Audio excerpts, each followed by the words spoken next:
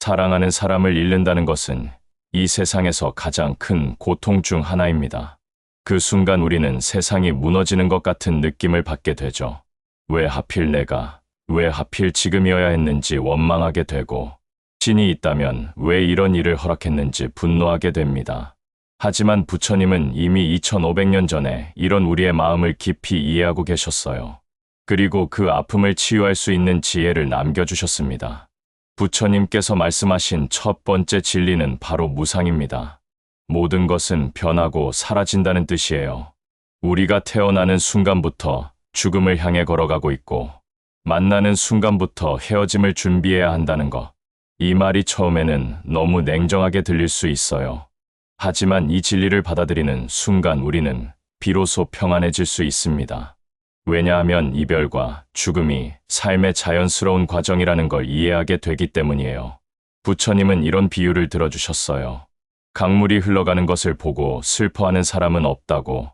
물은 원래 흘러가는 것이 자연스럽기 때문이죠. 마찬가지로 생명도 흘러가는 것이 자연스러운 현상입니다.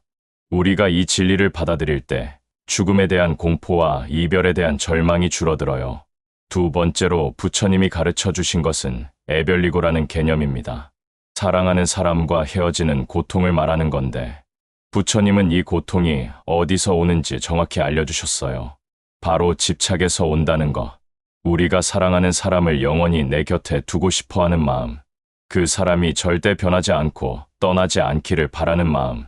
이런 집착이 클수록 이별의 고통도 커집니다. 하지만 부처님은 집착을 버리라고 해서 사랑하지 말라고 하신 게 아니에요. 오히려 더 깊고 순수한 사랑을 하라고 하셨습니다. 조건 없는 사랑, 소유하지 않는 사랑을 말이에요. 내가 행복하기 위해서 상대방이 필요한 게 아니라 상대방이 행복하기를 바라는 마음으로 사랑하는 것. 이런 사랑을 할 때 이별의 아픔은 훨씬 줄어듭니다. 세 번째로 부처님은 죽음이 끝이 아니라고 하셨어요. 육체는 사라지지만 그 사람이 남긴 것들은 계속 남아있다는 것. 사랑, 추억, 가르침, 영향력 같은 것들이 그것이죠.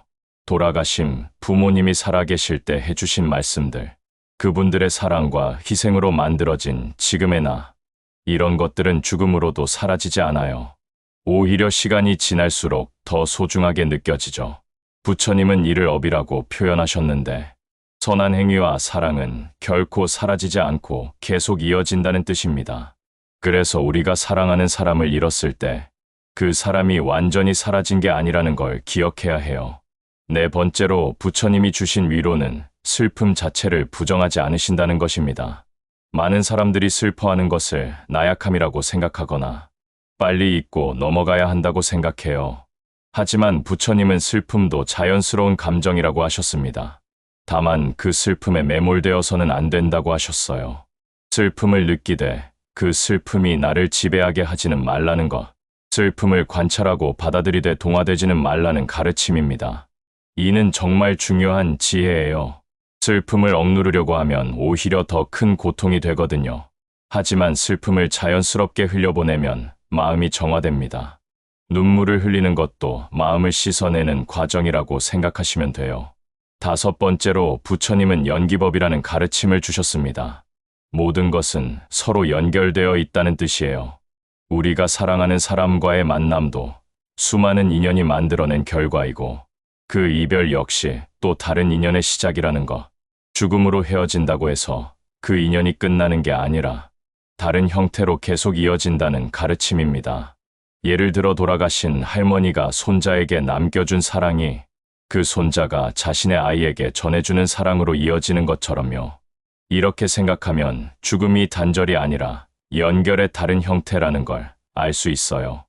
여섯 번째로 부처님은 지금 이 순간의 소중함을 강조하셨습니다.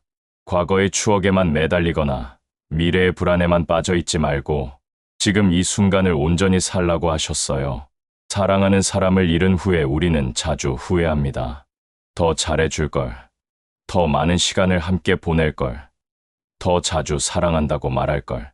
하지만 과거는 바꿀 수 없어요.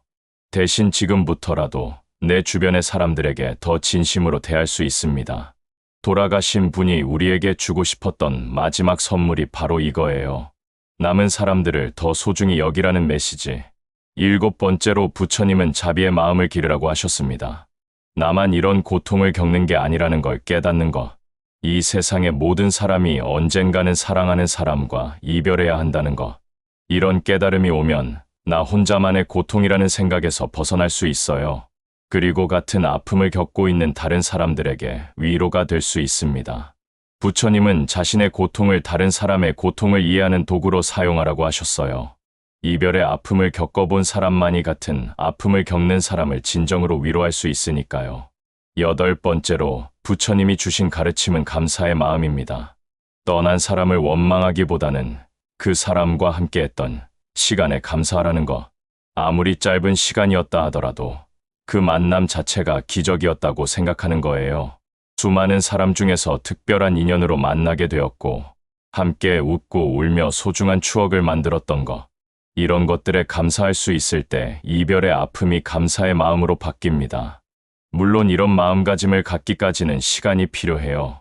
하지만 조금씩이라도 감사의 마음을 기르려고 노력하면 언젠가는 그 사람과의 만남을 축복으로 여길 수 있게 됩니다.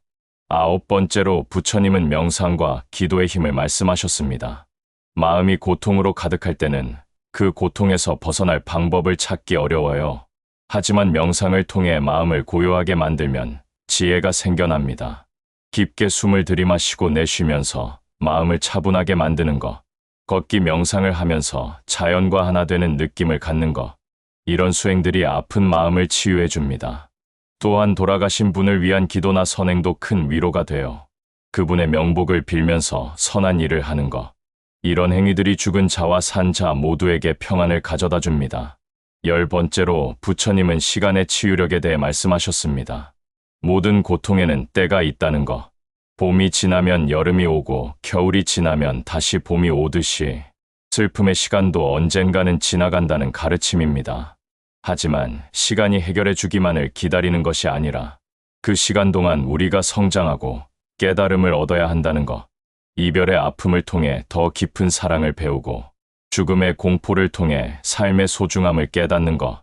이런 성장이 있을 때 시간은 진정한 치유력을 발휘합니다. 마지막으로 부처님이 주신 가장 큰 위로는 희망입니다. 죽음이 끝이 아니라는 희망, 사랑이 영원하다는 희망, 다시 만날 수 있다는 희망. 부처님은 선한 업을 쌓은 사람들은 좋은 곳으로 간다고 하셨어요. 그리고 진정한 사랑으로 맺어진 인연은 다시 만나게 된다고도 하셨습니다. 물론 어떤 형태로 만날지는 알 수 없지만 사랑의 에너지는 결코 사라지지 않는다는 것. 이런 희망이 있을 때 우리는 이별의 아픔을 견딜 수 있어요. 그리고 언젠가 다시 만날 그날까지 열심히 살아갈 힘을 얻을 수 있습니다. 지금 이별의 아픔으로 고통받고 있는 분들이 계시다면 부처님의 이런 가르침들을 마음에 새겨보세요. 슬픔을 억지로 잊으려 하지 마시고 그 슬픔을 통해 더 깊은 사랑과 지혜를 배우시길 바랍니다. 떠난 그 사람이 여러분에게 주고 싶었던 마지막 선물이 바로 더 소중하게 살라는 메시지일 테니까요. 부처님의 자비로운 마음이 여러분의 아픈 마음을 어루만져 주실 것입니다.